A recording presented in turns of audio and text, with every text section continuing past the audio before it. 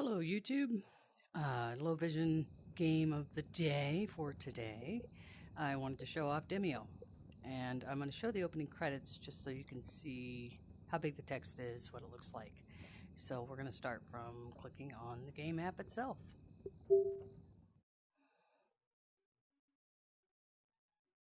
I won't be talking much, the music is kind of loud. Welcome to the elven necropolis of Helmar. Deep inside these unhallowed catacombs, the mad elven king lies locked in his golden sarcophagus, his spirit trapped between this world and the next. In a desperate bid for immortality, the king made a terrible pact with the outer darkness, bringing certain doom on himself and his loyal subjects. Now, their spirits too have been forever sealed in sarcophagi scattered across the necropolis, and their plight has caused vile corruption to seep into the surrounding lands. To save the realm, you must find and set their spirits free, and vanquish any foul fiends standing in your way.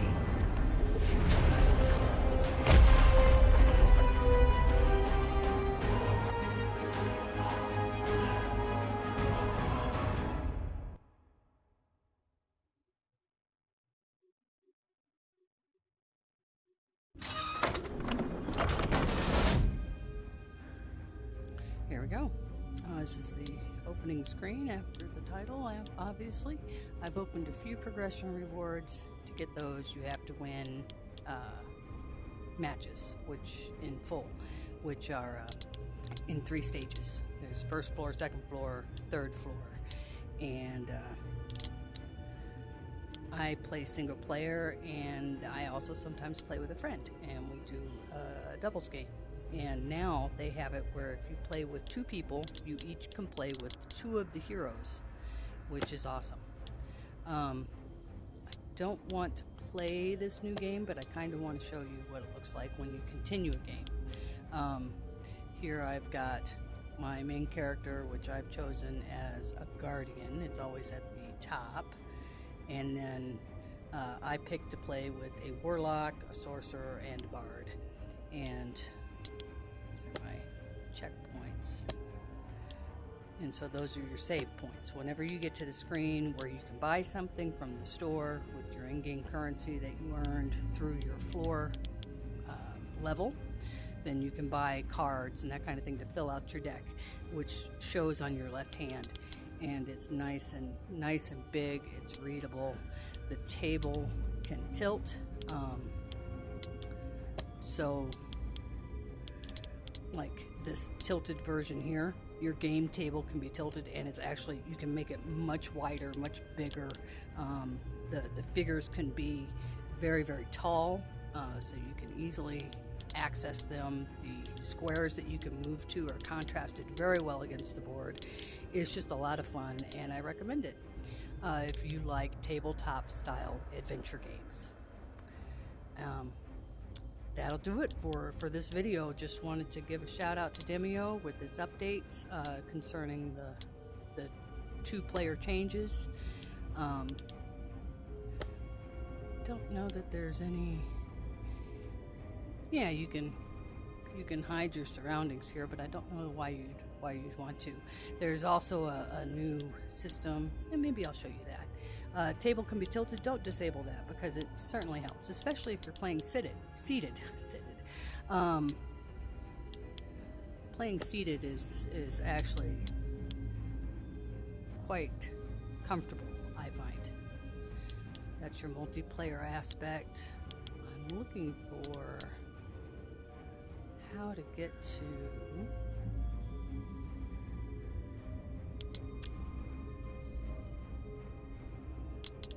I bet it's in here. To a lobby. Ah, yes, the Heroes Hangout. Visit the Heroes Hangout to chill with friends in private rooms or meet players in public rooms and play games. Launch Demeo season. It's like going to a card shop or a D&D shop, and here we go.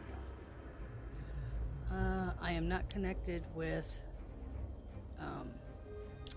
Discord, so I don't have that. But I do want to go into a private room, so here we go.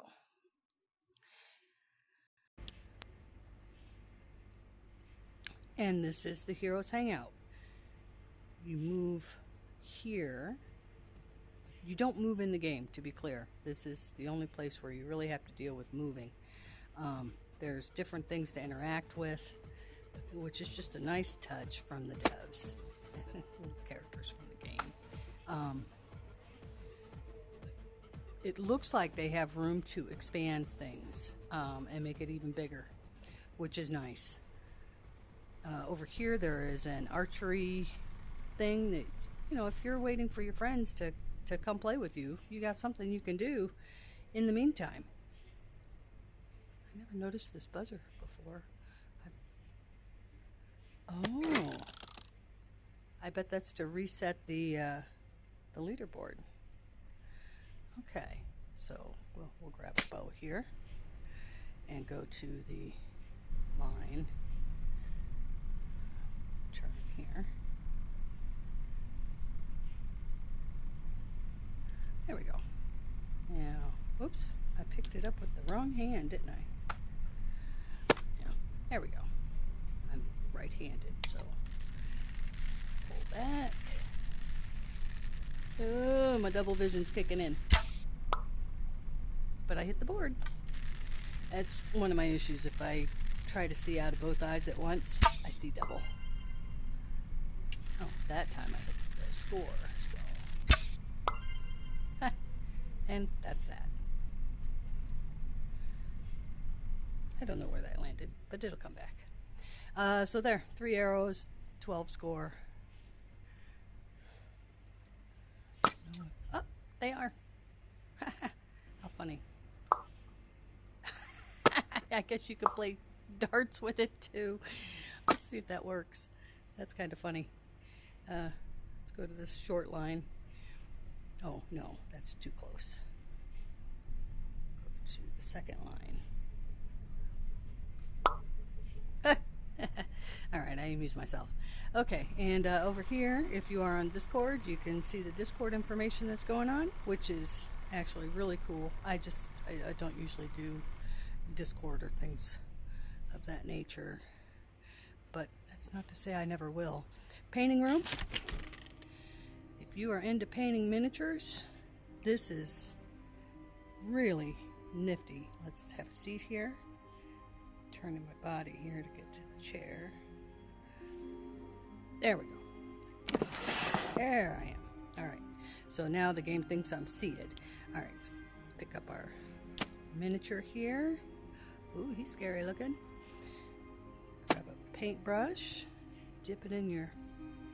Let's see, the white will show up against this gray really well, so I can show you a bit about what it is. As you can see, it's kind of like Vermilion, which is another art game. I'm sure that there is an erase.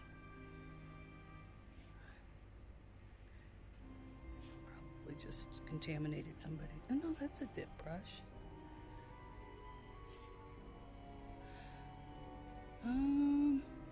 Here.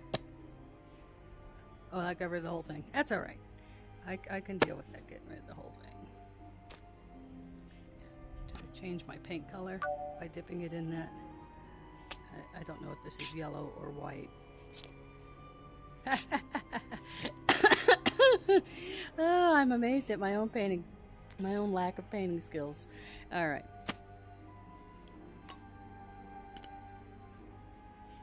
I'm pretty sure that this... You know, this is something just to play around with. I have never painted miniatures, so... An airbrush? That's cool. Is it an airbrush? Or is it... I think this is yellow. Alright, let's load up the brush. Alright. See what happens here. Maybe you can't paint the back. That's very possible. Claws. Alright, get it up against something that has...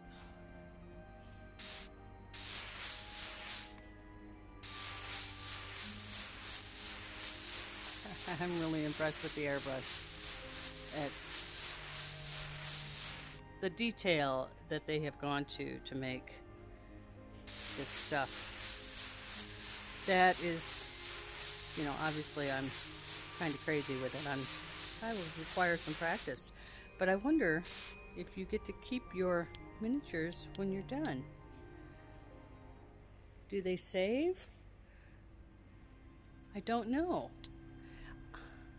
It would be hard to imagine that you would actually see the characters, the miniatures in the game with how you paint them. It would surprise me if that was true, because that's just a lot to have to put in the game. But what's this? What is this? Oh, you can raise and lower your... Oh, that's nice. You can raise and lower your pallet, your chair. Very cool. I was not even aware all that existed before today.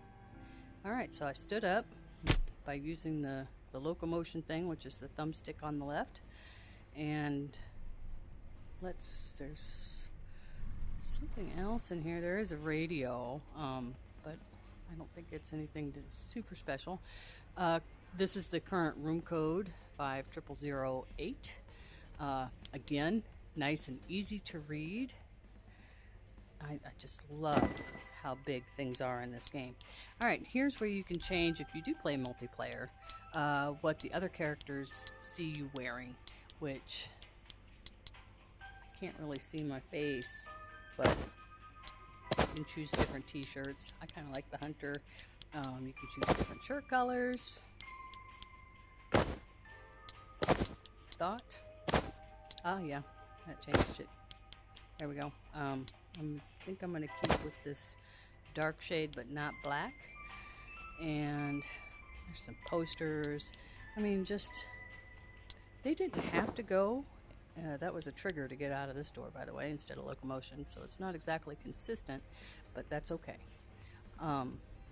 There are books that you can interact with. There's some rooms that you can't go into. And if you accidentally get trapped, you just have to fiddle around with your movement controls until you get out of it. Don't think these are interactable.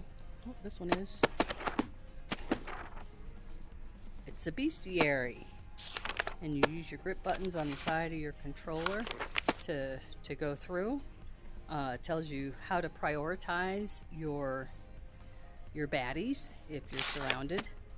And I don't know if people with normal vision probably take it for granted that you can read this stuff, but I'm just super excited that it's stuff I can read.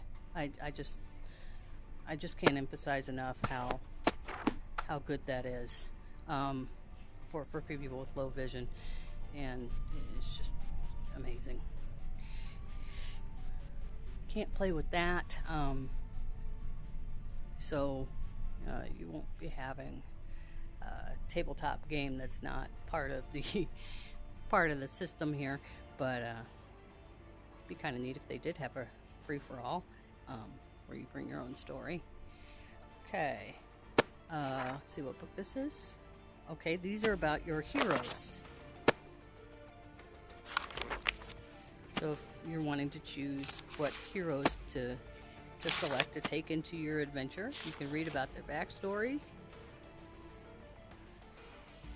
You can get it really close before it disappears. There's no text-to-speech option, but alright. I'm getting caught up in my desire to have that look right. Alright, Pam, just exit the room and come back in. Alright.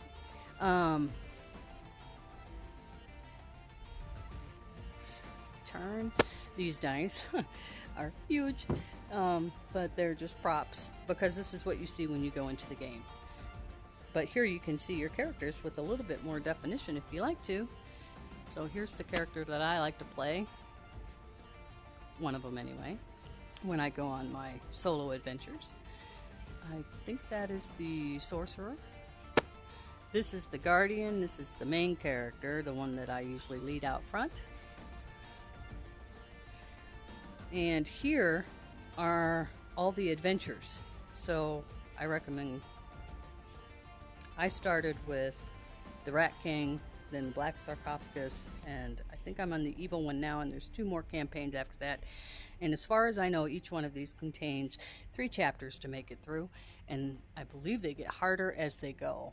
But all of these characters are interactable, and it's just really cool. If you want to sit around and sit around the table and talk with friends, you can do so. And these actually will, as you saw the dice, it will move back to its home position, so you won't lose your things. They'll always return when you come back. And here is the music player. You can choose different tapes to pop into the cassette. There's a menu, and there we go. New settings and your status. So again, all this, well, you can choose a different type of movement. Oh, nice. I'm learning all kinds of things today with you guys. So now I can glide, which is how I prefer to move. It's more natural than jumping for me. Don't think these comics are movable. No, they're not. Ultra.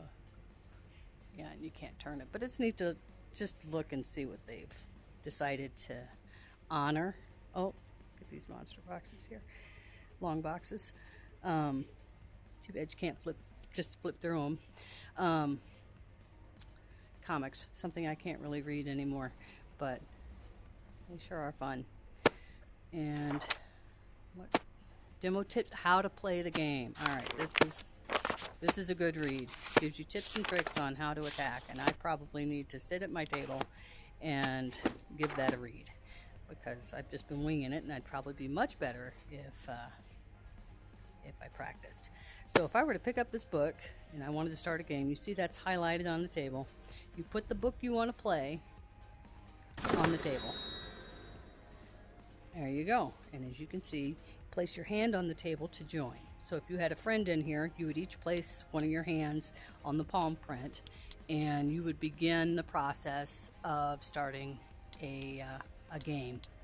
And so you can invite people in, you give them your room code, which is above that door, and as long it changes with each time you enter this room. So if you end up having to leave this room and come back, your room code will change. So that's important to know. And if you know, I don't want that book, I want a different book, then you can go and choose a different book. But it's super easy to set up. All right, let's cancel that. Okay. And there it is, Demeo. I can't remember if I've shown it off before, but there's been an update since the last time, so I wanted to kind of show what that stuff was. And that'll do it. Thanks for watching, and enjoy gaming.